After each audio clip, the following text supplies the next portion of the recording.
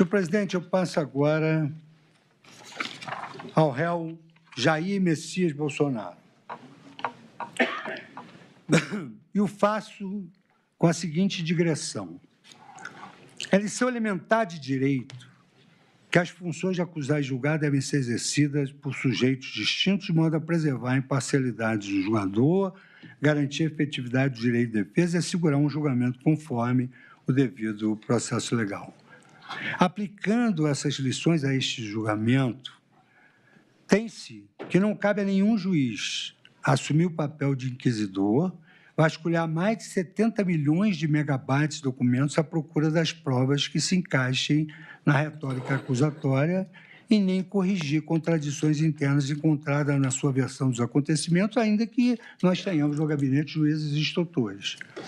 Portanto, analisei as acusações conduta a conduta, conforme a moldura definida pela peça ministerial e as provas especificamente indicadas pelo parquê, aplicando com técnica jurídica o direito vigente aos fatos devidamente submetidos ao contraditório.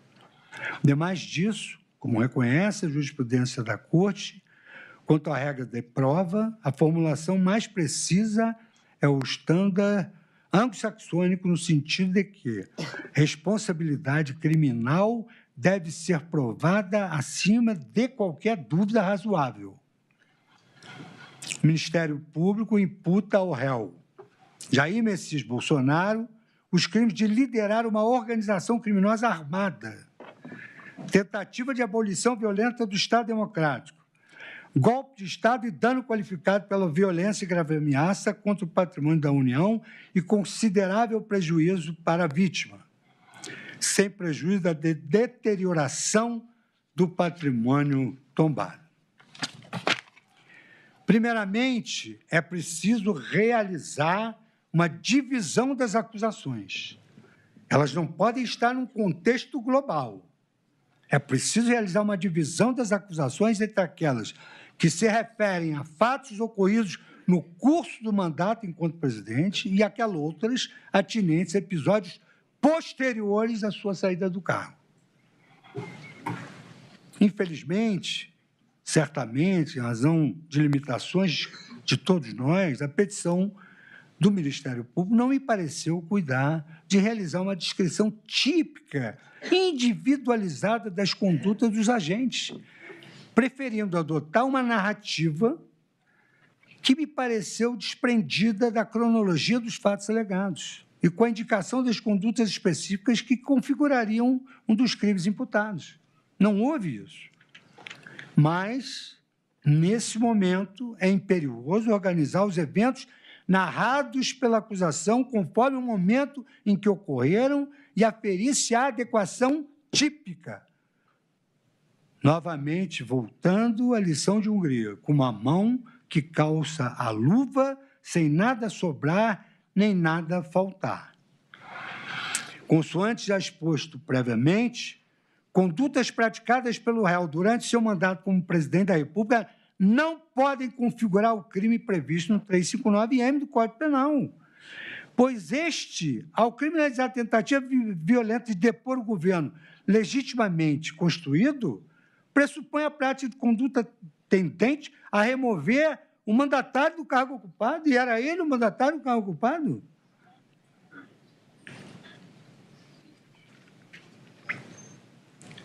Resta fora dos limites semânticos do tipo penal o comportamento do mandatário que se encontra no exercício do cargo, mas viola os deveres e limites a ele inerentes com o intuito de perpetuar-se no poder o chamado autogolpe. Repito que a criminalização de tentativa de autogolpe, por analogia em Malam Partem, do artigo 359-M do Código Penal, abriria um gravíssimo precedente de analogia em Malam Partem. E eu citei desde o início, nós, juízes da Suprema Corte, criamos precedentes vinculativos a mais de 18 mil juízes. E seria um precedente muito perigoso para a responsabilização penal de agentes políticos, com base em alegações genéricas de abuso de suas prerrogativas e de ingerências indevidas nas funções dos outros poderes. Também não se pode aceitar a pretensão acusatória de imputar ao réu a responsabilidade pelos crimes praticados por terceiros no fatídico 8 de janeiro de 2023, como decorrência de discursos e entrevistas ao longo do mandato. A hermética petição, com a devida vênia do parquê, não estabelece ao certo o fundamento da alegada responsabilidade do demandado, se por instigação ou por omissão, configurando indevida imputação alternativa, que foi aqui destacada na tribuna.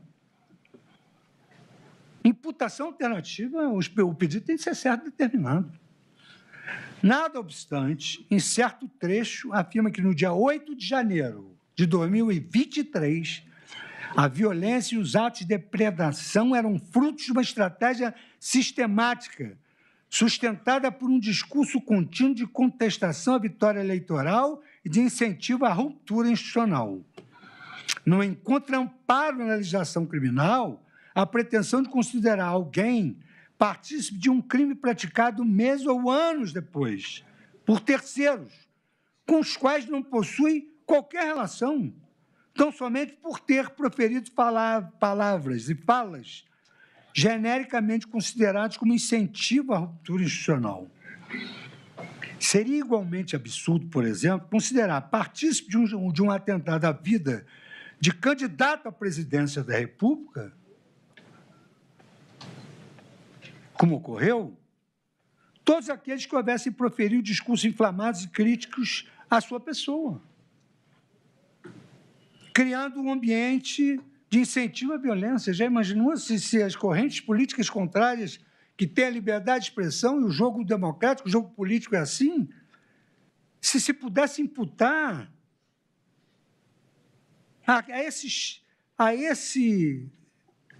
ao candidato opositor uma incitação que levou à violência contra o candidato à presidência da República, é desarrazoado equiparar palavras a atos efetivos de violência, como um ataque com faca, notadamente quando o ato agressor rompe qualquer nexo causal de que poderia cogitar com relação a discursos anteriores. Não, o cidadão foi lá e esfaqueou, cometeu o ato executório. A pretensão do Ministério Público, nesse contexto,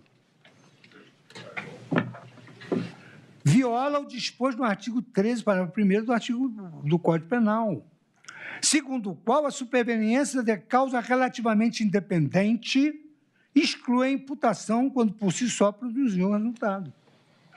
É a lição de Heleno Fragoso. O rompimento do nexo causal surge quando com causa superveniente inaugura um novo curso causal, partindo do fato anterior, fora do perigo que a ação normalmente acarreta. Na obra já citada, Lições de Direito Penal. Ainda que se pudesse sustentar que, no momento de seus discursos, o réu tivesse consciência sobre a ocorrência de fatos praticados por terceiros meses depois, seria necessário demonstrar que esse resultado é consequência normal, provável, previsível daquela manifestação de vontade do agente. Em outras palavras, além de faltar o dolo, porquanto foi esclarecido as premissas teóricas que não se admite dolo superveniente, e o fato ocorreu em 2023, falta também um indispensável nexo de causalidade entre as alegadas condutas praticadas no curso do mandato do réu e os eventos de 8 de janeiro de 2023. Reconhecida, então, a atipicidade dos comportamentos do acusado no exercício do seu mandato, relativamente ao delito previsto no artigo 359-M do Código Penal, passo a apreciar a narrativa acusatória referente a esse recorte temporal, considerando outros dois crimes imputados, a saber, tentativa de abolição violenta do Estado Democrático de Direito, 359-L, e organização criminosa armada. Quanto aos fatos ocorridos no exercício da presidência da República, cumpre subdividi-los em 3 tópicos: a chamada biparalela, os ataques ao sistema eleitoral e 3, a participação em planos de ações antidemocráticas. A acusação afirma, com relação ao primeiro tópico, que estruturou-se no interior da ABIN um núcleo clandestino de contra-inteligência denominada ABIN paralela. Sustenta ter ocorrido o uso da ABIN e de sua estrutura para promover perseguição a adversários, interferência em investigações e espionagem política. O funcionamento da ABIN é regido primordialmente pela Lei 9883 de 99, cujo artigo 4º, inciso 1º, lhe incumbe a tarefa de planejar e executar ações, inclusive sigilosas, relativas à obtenção e análise de dados para a produção de conhecimento destinados a assessorar o presidente da República. Desde logo se percebe que, nada obstante a narrativa ministerial, não há ilegalidade no acionamento da ABIN pelo presidente, com acesso direto e sem intermediação. O artigo 6º da mesma lei prevê ainda, estamos no campo da legalidade, o homem só pode fazer aquilo que é permitido pela lei. O artigo 6º da mesma lei prevê ainda que a atividade de inteligência está submetida ao controle e fiscalização do poder legislativo, por meio de órgão integrado pelos líderes da maioria e da minoria da Câmara dos Deputados e no Senado Federal, assim como os presidentes das Comissões de Relações Exteriores e Defesa Nacional da Câmara dos Deputados e do Senado Federal. Sendo os atos da ABIN limitados à obtenção e análise de dados, além de submetidos ao controle externo do Legislativo, certamente não poderiam configurar atos executórios de cunho violento com aptidão para abolir, como consequência direta e imediata, o Estado democrático de direito. Isso significa que, nada obstante o Ministério Público possa cogitar de desvio de finalidade no emprego de recursos desse órgão público, a atividade de coleta e análise informacional, ainda que por meios reservados, não tem nenhuma aptidão para configurar o crime do artigo 359-L do Código Penal. Fixada essa premissa, eu prossigo no exame das provas específicas apontadas pela acusação. Uma delas diz respeito à utilização da ferramenta First Mile pela ABIN para espionar sem autorização judicial diversos alvos. Informações da Polícia Judiciária, número 337-8843-2023. Há, nesse aspecto, no meu modo de ver, uma certa incoerência da acusação. De um lado, afirma categoricamente que a ferramenta First Mile foi utilizada exclusivamente no período de abril de 2019 a meados de 2021, até porque o contrato de uso da First Mile terminou em 10 de maio de 2021, contrato número 567, /2018. No entanto, a denúncia sustenta que a suposta organização criminosa teria operado entre 29 de junho de 2021 e 8 de janeiro de 2023, período no qual a First Mile já não era mais utilizada, sustenta a rigidez da utilização dessa ferramenta. De toda sorte, no meu modo de ver, com a devida vênia, não logrou a acusação explicar quais dispositivos legais proibiram o emprego da ferramenta First Mile pela ABIN, nem a participação dolosa direta do réu no que concerne a sua utilização. O órgão acusador questiona também o monitoramento de empresas envolvidas na fabricação de urnas eletrônicas como positivo, fazendo uma ilação no sentido que o documento positivo DOC-X, encontrado com ramagem, continha dados societários históricos de doações utilizados para disseminar desinformação. A par do desvio de finalidade genericamente alegado, não se identifica adequação típica criminal nessa conduta, normalmente diante das competências atribuídas à ABIN pelo artigo 4º da Lei 9883 de 99, que envolve a produção de relatórios e dossiês por meio de coleta aberta de informações, da avaliação estratégica e da elaboração de perfis de risco. Open Search Intelligence. Ainda sobre a ABIN paralela, a acusação faz referência a uma reunião ocorrida em agosto de 2020, na qual ramagem Jair Bolsonaro, Heleno e advogados de Flávio Bolsonaro reuniram-se para discutir ações contra servidores da Receita Federal envolvidos na elaboração do RIF que originou a investigação no Supremo Tribunal Federal. Sequer se demonstrou, quanto a isso, a efetiva utilização da BIM, havendo mera referência a discussões, tratando-se, então, de mera cogitácio, por mais que o assunto em deliberação possa ser considerado antiético. Uma última imputação no âmbito da BIM paralela diz respeito ao monitoramento de autoridade desta Corte, conforme narrado no depoimento de Mauro Cid. Ele afirma, e afirma a Procuradoria-Geral da República, com base em Mauro Cid, que as operações de monitoramento foram realizadas sob ordens de Jair Bolsonaro, especialmente após ser informado de um encontro entre o ministro-general Milton Mourão, ministro Alexandre de Moraes, sobre o suposto encontro com o general Milton Mourão. O monitoramento era para isso. Entretanto, o próprio coronel Mauro Cid se retratou no seu depoimento judicial, ID 1041, afirmando categoricamente que monitoramento constante, isso nunca teve essa ordem nem essa determinação por parte de Jair Bolsonaro, página 54. Também ressaltou que não tinha nenhuma análise de inteligência, página 55. Desse modo, não se comprovou a efetiva participação do réu, Jair Bolsonaro, nesse particular, muito menos com o enquadramento do tipo penal do artigo 359-L do Código Penal. Passo na sequência as condutas envolvendo ataques ao sistema eleitoral, conforme a versão acusatória expõe. Afirma o parquê que Jair Bolsonaro planejou a propagação coordenada de ataques ao sistema eletrônico de votação e adotou uma narrativa subversiva e mobilizadora. Entretanto, conforme afirmei anteriormente, não se pode admitir que possam configurar a tentativa de abolição do Estado democrático de direito, de discurso ou entrevistas, ainda que contenham questionamentos contra a regularidade do sistema de votação ou rudes acusações aos membros de outros poderes. A simples defesa da mudança do sistema de votação não pode ser considerada narrativa subversiva, conforme o fundamento que se adotou aqui na DI 5889.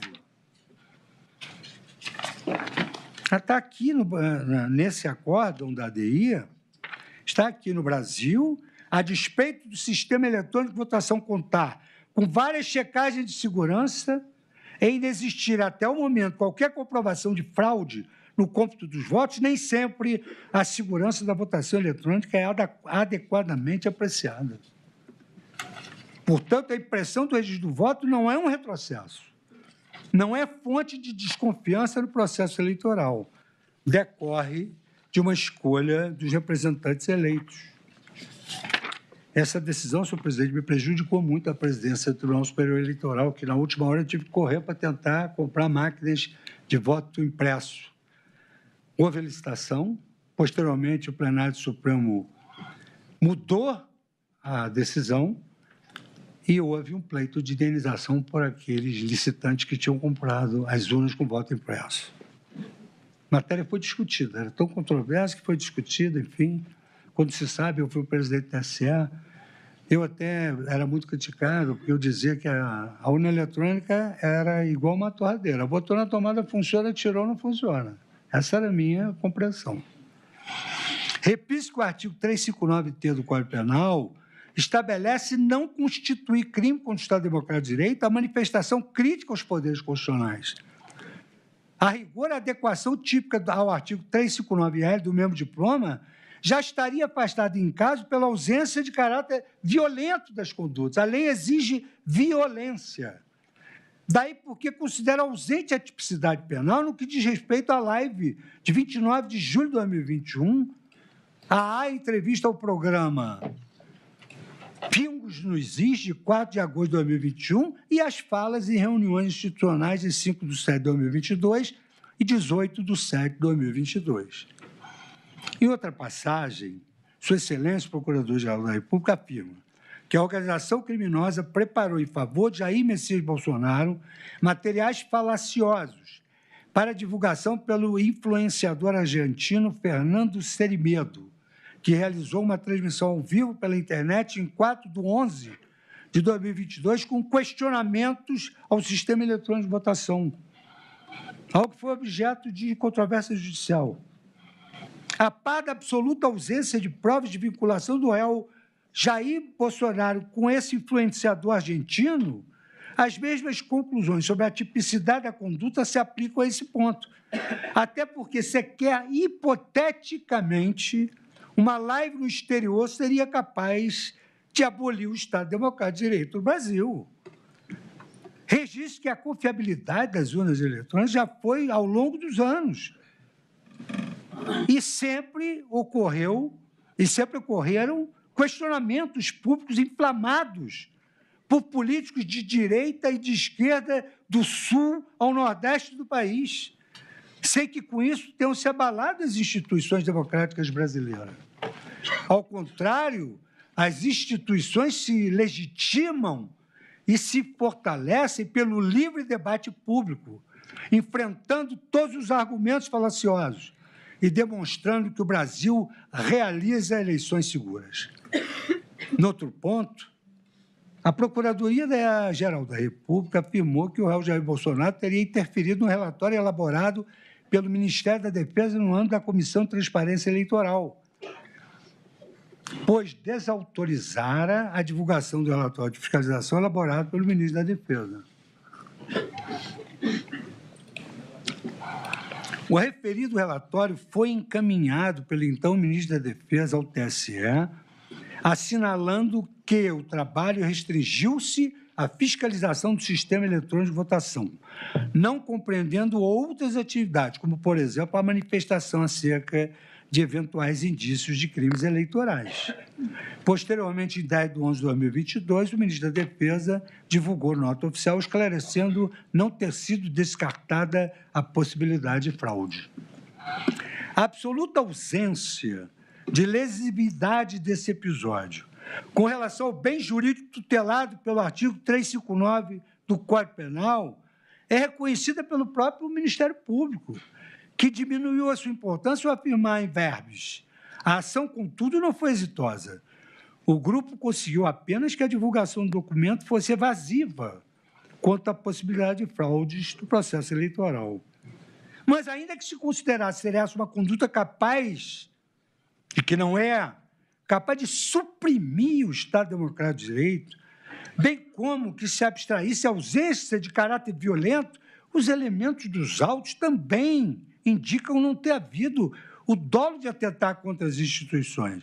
Em seu depoimento judicial, a testemunha Batista Júnior, que é o grande pilar da prova testemunhal, que não compareceu numa reunião e foi embora na outra, negou que o presidente da República houvesse interferido no relatório. Negou que o presidente da República houvesse interferido no relatório. Disse ele no depoimento: interferir no relatório eu desconheço. Isso está em linha com a versão apresentada pelo réu sobre o episódio. Qual foi? O que eu pedia sempre para o ministro da Defesa era fazer um relatório mais imparcial possível e que só colocasse ali o que não tivesse qualquer sombra de dúvida. Esse relatório saiu, se não me engano, dia 11 de novembro. Não tinha prazo para entregá-lo. Como a partir do momento que você não tem prova de nada, a gente acredita. E, da minha parte, vou continuar, enquanto for possível, buscando colaborar com o TSE, para que não haja qualquer dúvida, mas sem nenhuma intenção de afrontar o Poder Judiciário no caso. Foi o depoimento aqui em juízo prestado pelo ex-presidente. Outro episódio constante das acusações é o relativo à representação eleitoral apresentada ao Tribunal Superior Eleitoral em 22/11/2022, com base em um estudo do Instituto Voto Legal, uma representação baseada num parecer de um instituto, pedindo a invalidação dos votos decorrentes das urnas dos modelos UE 2009, UE 2010, UE 2011, UE 2013 e UE 2015. Sustenta a acusação que, apesar de alertar sobre as inconsistências do estudo do Instituto Voto Legal, o presidente ignorou os avisos técnicos e insistiu na alegação de fraude, protocolando o pedido judicial sabidamente inconsistente. O artigo 5º da Constituição prevê a garantia do acesso à justiça. O juiz julga procedente ou improcedente, acolhe ou desacolhe a representação.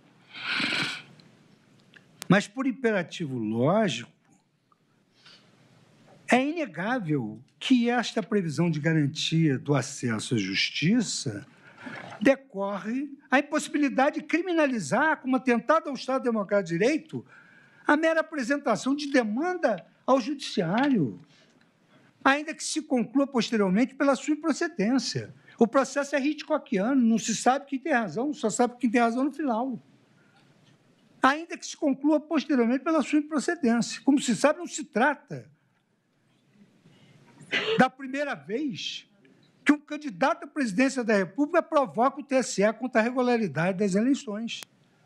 Em 30 de outubro de 2014, aquela Corte Eleitoral foi instada pelo partido do candidato derrotado à realização de uma auditoria especial dos sistemas de votação. Em vez de rejeitar de plano a pretensão e qualificá-la como ataque às instituições democráticas, o TSE tomou a sábia decisão de autorizar a auditoria e, posteriormente, apresentar o resultado à sociedade, indicando não ter sido encontrada nenhuma fraude. O episódio apenas reforçou a legitimidade da justiça eleitoral. Ela colheu e decidiu, e demonstrou o compromisso da justiça eleitoral com a transparência. Não há motivos para que os fatos subjúdice sejam tratados de forma distinta. Representar o Tribunal Superior Eleitoral não é crime, é a garantia de uma cláusula pétrea de acesso à justiça. De qualquer sorte, as provas apresentadas pela Procuradoria-Geral da República apenas denotam que o réu Jair Bolsonaro tinha o intuito de buscar a verdade dos fatos sobre o funcionamento do sistema eletrônico de votação. Isso fica claro pelo depoimento, novamente, da notável testemunha Batista Júnior, que narra ter informado ao então presidente sobre erros técnicos do documento apresentado pelo Instituto Voto Legal, ao que o réu reagiu, ligando por telefone imediatamente para o representante legal desse instituto, a fim de que Batista Júnior pudesse explicar as inconsistências verificadas. Entre parênteses, depoimento. Diante disso, o presidente ligou para Carlos Rocha, presidente do Instituto Voto Legal, para que o depoente explicasse as inconsistências do estudo. Não se trata da postura esperada de alguém fazer essa checagem na frente do próprio depoente. Não se trata de uma postura esperada de alguém que possuísse o intuito de cometer uma fraude. Em seu interrogatório, o réu reforçou a sua postura de boa-fé ao afirmar em versos: então, nós decidimos, então não. Pelo TSE, encerrada aí qualquer discussão sobre o resultado das eleições. Poderia, se não tivesse sido a multa, podia entrar mais 2, 3 petições. E está encerrado o processo. Não tinha mais que discutir mais nada. Reputo, portanto, que a conduta narrada não configura o crime do artigo 359-R do Código Penal. Um último evento narrado na peça acusatória, no contexto de ataques ao sistema eleitoral, diz respeito ao manejo indevido das forças de segurança pública para dificultar a votação de eleitores no candidato da oposição em 19 de 10 de 2022. Quanto a isso, o Ministério Público, em momento algum, apresentou provas da ciência ou da participação de Jair Bolsonaro nos fatos, limitando-se a narrar condutas atribuídas a Anderson Gustavo Torres, Silvinei Vasques, Marília Ferreira Alencar e Fernando de Souza Oliveira. Com efeito, o parquê até mesmo reconhece que Jair Bolsonaro não praticou nenhuma conduta relacionada a esses fatos, mas sustenta que a ação não dependia de um comando explícito dele. pois a estrutura do Estado já se encontrava mobilizada em torno dos interesses pessoais do réu. Mas se ele não participou, como é que foi mobilizado nos seus interesses? O Ministério Público, no meu modo de ver, ele pretende uma imputação penal objetiva ao réu, atribuindo a responsabilidade objetiva por fatos praticados por terceiros, sem demonstrar sua contribuição dolosa para o suposto resultado delitivo. Ocorre que, conforme lição jurídica corriqueira, não se admite a imputação objetiva no direito penal. O artigo 18, parágrafo 1 do Código Penal, é nítido ao prever que ninguém pode ser punido por fato previsto como crime, senão quando pratica dolosamente. Nem há que se cogitar aqui, até porque sequer a acusação ousou fazê-lo, da figura da coautoria funcional, na qual a atuação do coautor detém uma função específica na execução do ilícito penal que possui reflexos para o seu aperfeiçoamento, de sorte que a sua não colaboração compromete o êxito do ilícito. Para que se pudesse discutir sobre a aplicação dessa teoria ao caso em apreço, seria necessário demonstrar que o réu foi cotitular da resolução comum para o fato e da realização comunitária do tipo, de forma que as contribuições individuais completam-se em um todo unitário e o resultado total deve ser imputado a todos os participantes, que é o que preconiza Johannes Wessels numa obra traduzida pelo estimado amigo e ex-procurador, não sei se é procurador da República ainda, Juarez Tavares, numa obra publicada pela editora Fabris. Seria então, pela editora Fabris, editor, seria então preciso que o parquet indicasse qual a fração de ato executório incumbiria o agente em questão no contexto do plano delitivo, bem como a sua indispensabilidade diante das singularidades do tipo penal e do caso concreto para a consecução do resultado delituoso. Obviamente, também seria exigida a demonstração da unidade de desígnios, já que íncitas a essa modalidade de coautoria figura a divisão de tarefas e a distribuição funcional dos papéis para a consecução de um fato típico específico. Entretanto, com a devida vênia, a denúncia carece de todos esses elementos. A improcedência da pretensão acusatória, então, é medida que se impõe consoante a jurisprudência desta Corte. Deve ser refutada a imputação centrada unicamente na posição de um dado agente na escala hierárquica governamental por inegável afinidade com o direito penal objetivo. Não se admite a invocação da teoria do domínio fato com vista a solucionar problemas de debilidade probatória ou a fim de arrefecer os rigores para a caracterização do delito doloso, pois tais propósitos estão dissociados da finalidade principal do Instituto. Ação Penal 975, 2017. E aí continua a digredir um caso de Sua Excelência, o relator Edson Fachin, sobre a teoria do domínio fato. Não basta invocar que o paciente se encontrava numa posição hierarquicamente superior para se presumir que tem ele dominado toda a realização delituosa com plenos poderes para decidir sobre a prática do crime. Exigível, portanto, no habeas corpus, agora 127397, exigível, portanto, que a denúncia descrevesse atos concretamente imputáveis ao paciente, constitutivos da plataforma indiciária mínima, reveladora de sua contribuição dolosa para o crime. Nesse ponto, e o Ministério Público reconheceu que ele não tem participação. Nesse ponto, a insuficiência narrativa da denúncia é manifesta, por se amparar numa mera conjectura, numa criação da acusação, o que não se admite. A deficiência da narrativa inviabiliza a compreensão da acusação e, consequentemente, o escorreito exercício da ampla defesa. Ademais, sem uma imputação precisa, haveria violação à regra da correlação entre a acusação e a sentença HC 127397. Avançando na análise da acusação, passa-se as imputações que configurariam participação em planos de ações antidemocráticas. Seguindo a ordem cronológica dos fatos, a primeira conduta específica narrada pelo Ministério Público diz respeito a uma suposta reunião entre o réu Jair Bolsonaro e Felipe Martins no Palácio da Alvorada em 19 de 11 de 2002. Ao referir-se a esse encontro, a Procuradoria-Geral da República disse que o documento de finalização do golpe era preparado pelo grupo e acompanhado de perto por Jair Messias Bolsonaro.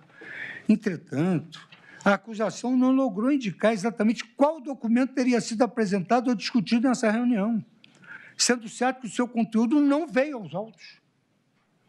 O próprio Correio Mauro Cid, cujo depoimento é invocado pelo parquê, faz referência genérica a várias reuniões e sequer sabe precisar as datas.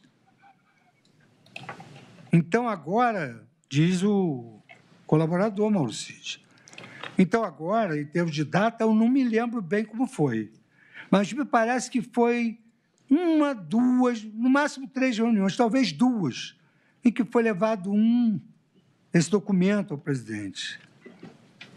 É assim que foi a acusação, formulou o seu pedido, que não restou adequadamente provado. A segunda conduta, imputada pela sequência temporal, é a reunião dos Kids Pretos em 28 de 11 de 2022, que resultou na formulação da Carta ao Comandante do Exército de Oficiais Superiores da Ativa do Exército Brasileiro, sendo esta um dos instrumentos de pressão sobre o alto comando do Exército. Segundo a Procuradoria-Geral da República, alega-se que a reunião tinha como pauta planejar e executar ações concretas para garantir a assinatura do decreto golpista e manter o então presidente Jair Bolsonaro no poder.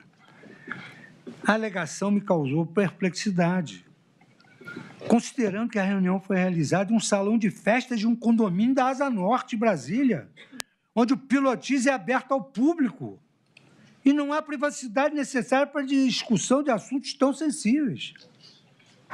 De qualquer forma, eis o conteúdo da referida carta, que expressa a insatisfação dos signatários com o que entende ser um desequilíbrio entre os poderes com a parcialidade dos veículos de acusação.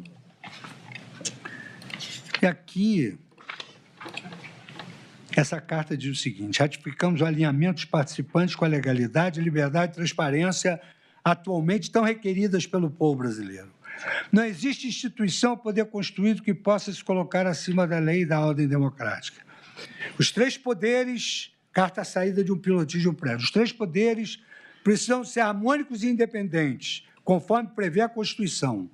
Tem de ser o sistema de freios e contrapesos, o necessário limite para que assim se mantenham. Consideramos importante, portanto, que os poderes e instituições da União assumam os seus papéis constitucionais previstos em lei, em prol da pacificação política, econômica e social, especialmente para a manutenção da garantia da lei, da ordem e da preservação dos poderes constitucionais, respeitando o Pacto Federativo previsto na regra brasileira de fundação da República Federativa do Brasil. Não existe instituição ou poder constituído que possam se colocar acima da lei e da ordem.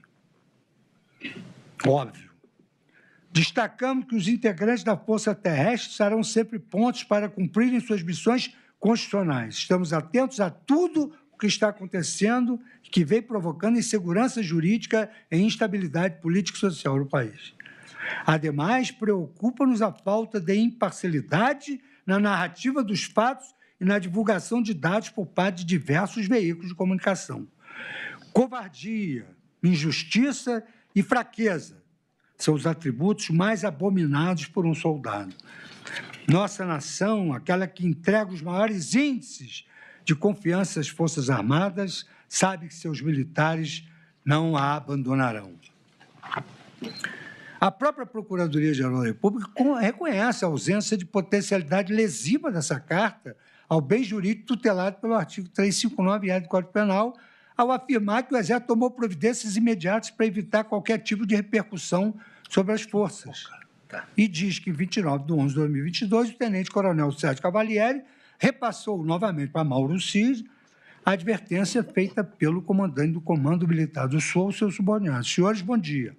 Alertem aos seus subordinados que a adesão a esse tipo de iniciativa é inconcebível.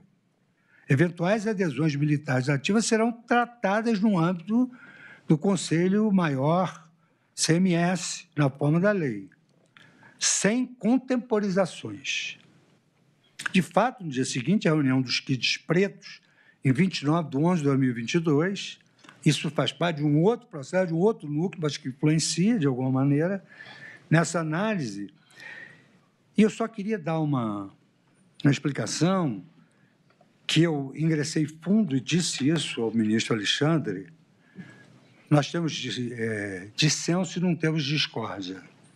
Nós somos amigos. Disse a ele que esse debruçar profundo decorre da deferência que eu tenho à dedicação dele a esse processo, mas que, evidentemente, nós poderíamos ter dissenso.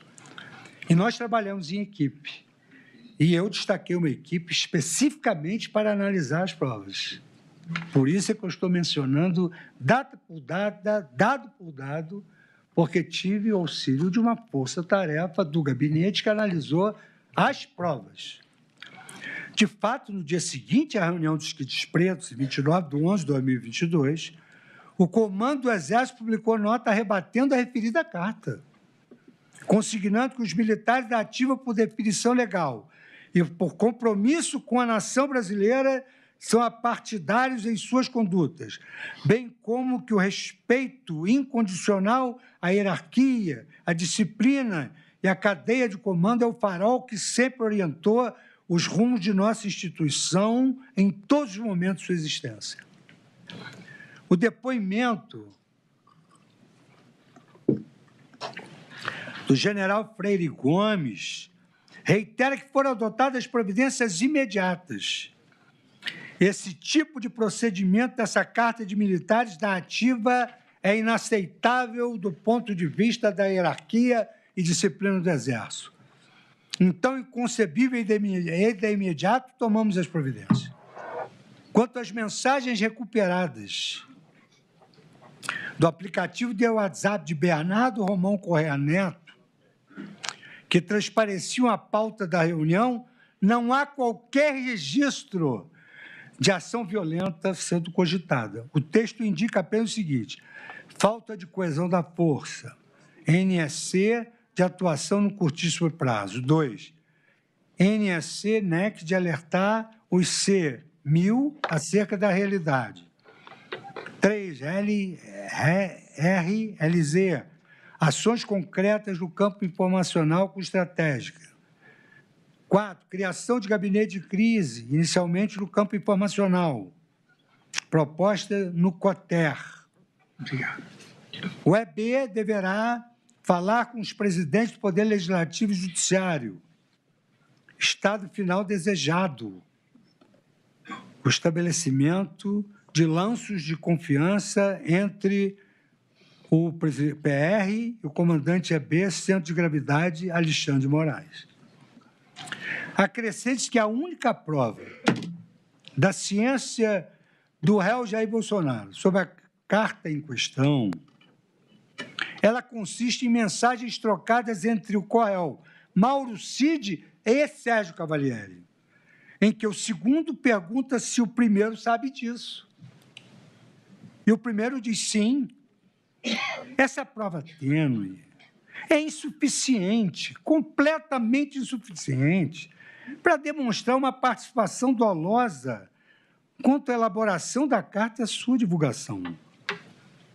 Por todos esses motivos, não houve qualquer ato executório de atentado ao Estado Democrático a partir da reunião, muito menos restou demonstrada a concorrência de conduta dolosa do acusado para sua realização.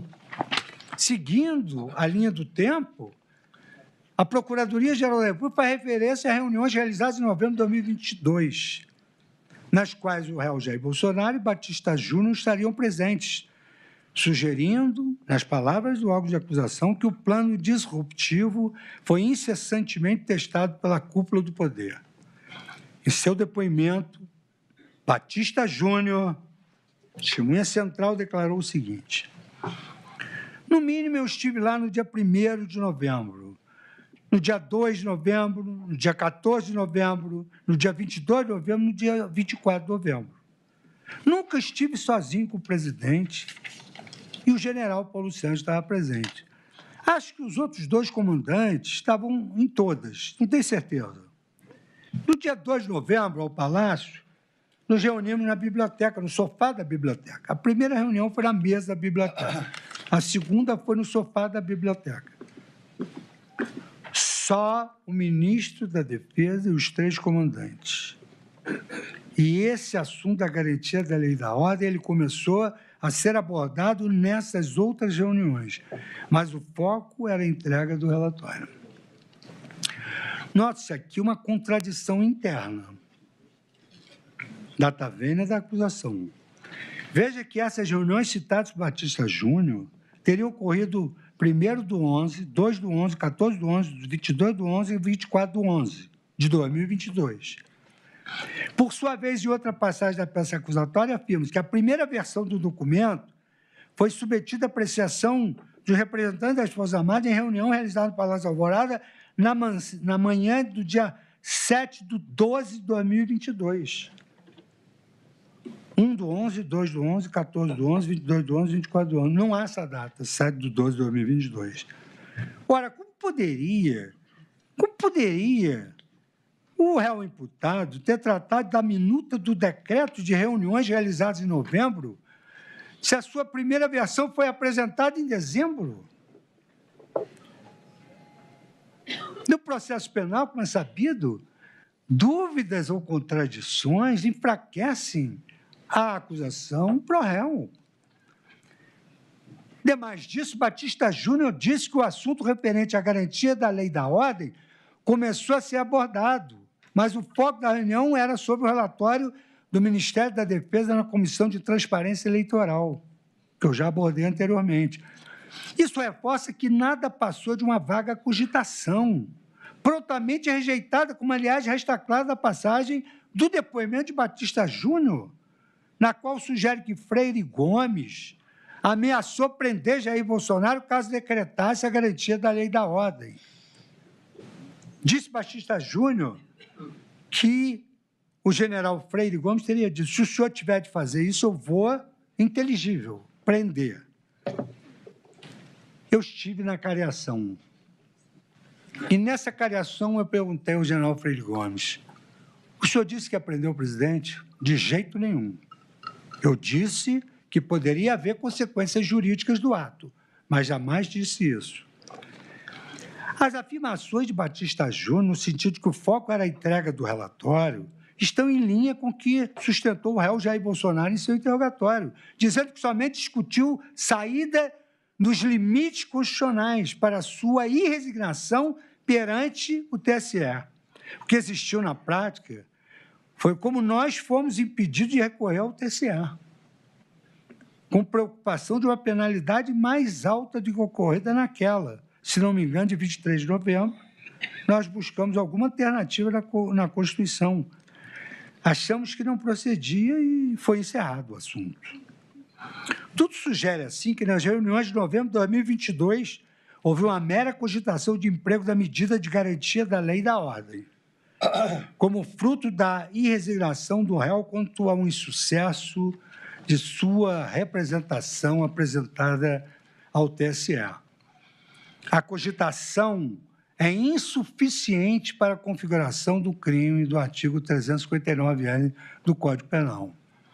Ainda, seguindo a reconstrução cronológica dos fatos, a Polícia Federal encontrou nos dispositivos do coronel Mauro Cid registros fotográficos enviados por ele para si mesmo em 28 de 11 de 2022, de uma minuta prevendo a declaração de estado de sítio e a declaração de operação de garantia da lei da ordem, RAP número 227267/2023. A parte conhecida da minuta é limitada aos seus considerandos.